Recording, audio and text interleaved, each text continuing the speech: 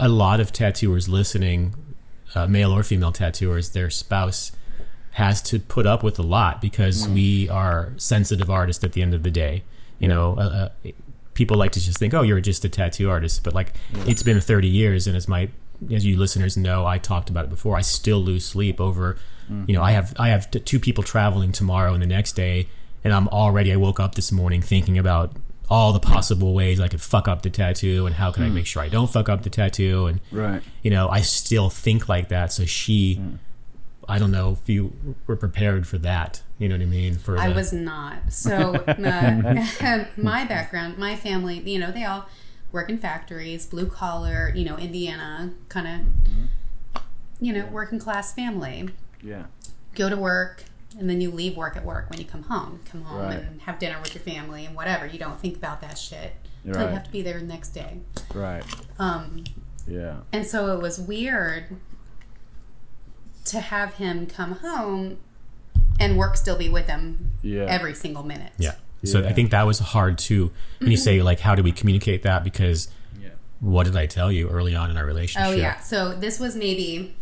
So he had asked me to marry him already at this point. We had already been planning on getting married and everything. Yeah. And it was, you know, I don't know, maybe 8-9 months into our relationship. And he has this conversation with me where he says, I need you to know that you are not going to be my first priority. It's tattooing, and then my daughter, and then it'll be you. And I was like... Which, looking back, sounds fucking terrible. I had to take a while. I realize that now. Admittedly, I had to take a while and be like, wow, am I okay with myself being third for the rest of my life? Right. I guess ultimately, I decided that was okay. Yeah. Well, and of course... if she's extremely priority number one, like I was very wrong. Yeah, you know what I mean? So, that changed. Yeah. But, you know, it did take a bit of reckoning to be able to be like, well, God. And, you know, I told him at that time, I said, I don't know if I'm okay with that. Yeah, right. I had just made, I just made that decision at that time in my life that I was going to make it in tattooing. I was going to be whatever I had dreamt up in my head that was success. And so I was kind of like, I'm going to tell her, you know, you'll never be number one. Looking back, it was an awful thing to say. You know what I mean? Especially mentioning my daughter that's just ridiculous. You know, I have a daughter from a previous marriage. He was just so career driven. I was very, very career driven. It seemed like the right thing to say. There's so much story here with other things that eventually happen in the future. But Nikki is extremely priority number one. I think what makes us work is we are the true definition of partners. Yeah. So at that point, when I did decide that, okay, maybe I can be okay with this, I think that is the point in where I was like, okay, if his career is this important to him, then I need to be on board. Wow. And I need to be a part of that, basically. Wow. So that's where, you know, because we were already working together. We owned a shop and with St. Mark in Bloomington, and I was a piercer there. Yeah. And I was like, okay, I'm already doing his schedule. I'm piercing here. We own this studio together. Yeah. So if his career is number one, I'm part of this. You know, sure. We have, from the beginning, he's always discussed with me details of tattooing and, you know, theories and ideas. And well, I wonder if I did this, if this would happen. And I've always been receptive to that. So I think if I weren't the kind of person that I am and had interest in art and tattooing and what he has to say, it wouldn't have worked. That's the kind of person that he is. Yeah. And I accepted that from the beginning. And that's something that we never put into words, but until recently. And it's like when you're going into any kind of relationship, you have to look at this person for who they are. Yeah. And don't bring your own expectations in and go, am I willing, am I wanting to be with this person and accept them 100% for everything that they are. Yeah, because if you truly love somebody, you don't really try to change them. Right. You know, so I used to have this really bad habit of, I always wanted to know why. So she would say or do something and I'd go, wait a minute. What did you say? I need you to explain this. Why would you say it like that? And I realized later on what a dick I was being. Like, that's just how she is. Like, you know, if I love her for her, that's just, whatever quirks, because God fucking, I have a million quirks. So like, what am I doing asking her what she meant when I can't even barely get out of bed sometimes? You know what I mean? Right. So we've definitely talked about that. Like, I believe, if you love somebody, you love them for who they are through and through. 100%. And that's not to say that you're not going to get you can disagree, irritated or have arguments, because somebody's not going to change because you want them to change, and they're not even going to change if they want to change until they are ready to. We talk about that on the podcast about being ready or having permission.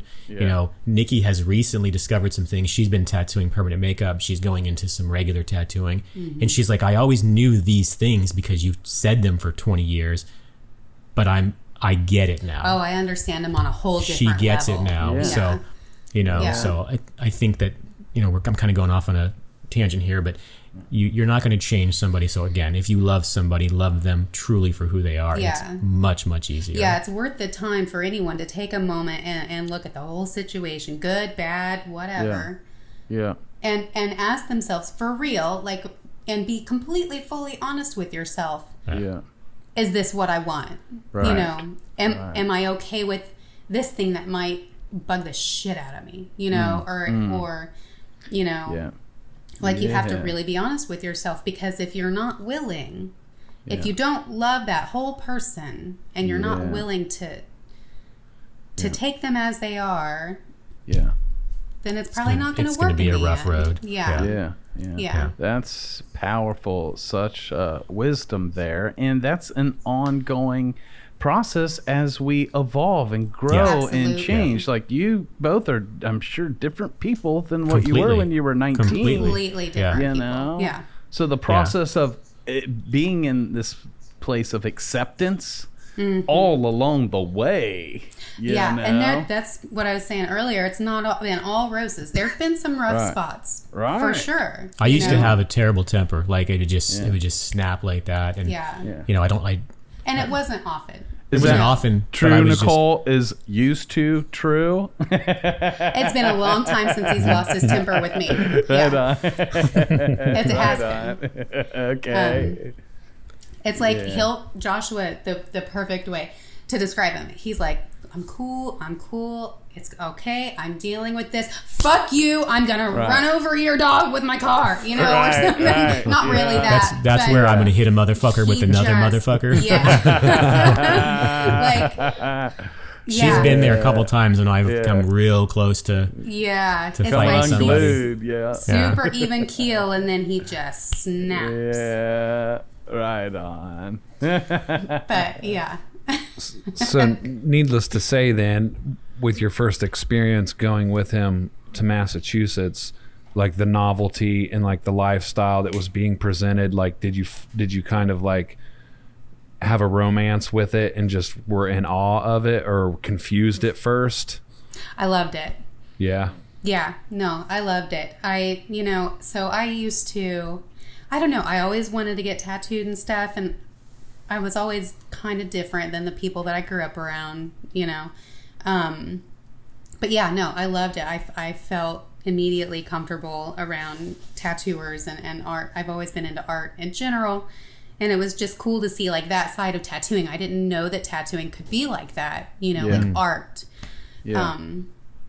I loved it. It wasn't at all like an uncomfortable thing, and I felt like I integrated with all the guys at the shop and stuff. Yeah, she's really good. She's always been really good at like clicking with everybody. Like it's not like that awkward girl in the back. She immediately was, friends with everybody. Yeah. So I think it's funny that her first introduction is like Paul Booth and like these huge names, St. Mark. It's like Philip Liu. I mean, everybody was there. Philip Liu just meets Philip Liu right early on. So wow, that's huge. And I can attest to that because I think some of my earlier dealings with Josh was actually through or directly with Nichole on your behalf, but like an attribute I love when I run into people, and I definitely say Nichole has this gift, which is the gift to make someone else feel comfortable in their own skin, and I really feel like you flow in that gift real strong, whether you even realize it or not, because I'm sure there's so many people, even if like from your nickname, there are people probably trying to get to Josh and through you, if that's the way they see away or whatever. Yeah. And even if someone has those motives, they're in for a pleasant surprise in meeting and getting to deal with you, let alone do they know that you're running things anyways, you know? Right. Yeah, there have been a couple people that have tried to get around that, and I'm like, oh, you want to just talk to him directly? Yeah, they'll about be like, scheduled. You have fun with yeah, that. they'll be like, I'll just call Josh. And she's like, he doesn't even know his birthday. Yeah. Well, it's funny, for like 3 years, I thought I had Joshua Carlton's phone number. It's his name in my phone, but it was really Nikki's. And I didn't find that out until Josh actually gave me his real number. His real number, yeah. Which I was fine with, you know? Yeah. Because I always appreciated the getting to talk with you, Nikki. And I remember being pleasant surprised, like, man, she's, one of the good ones, for real. Yeah. I got super lucky. Yeah, and from an outsider or a consumer or a customer, Josh, you're lucky to have her, whether it's I'm trying to book an appointment or talk or whatever. I remember even a couple of years ago when I was talking to you, Nikki, about potentially having the opportunity to give a seminar or be a part of Evergreen in a certain way, and you're just always so pleasant and professional and kind, and it made me feel important or like acknowledged. So Right. I appreciated you from day one, for sure. I'm glad that you say that, because the feeling of not being acknowledged, I definitely have that, as you mentioned earlier, Hip, about Megan kind of feeling in your shadow. Mm-hmm. I very much have felt that, and it's not anything that Joshua's done. Obviously, he can't help if people act that way with me some of the time, a lot of the time.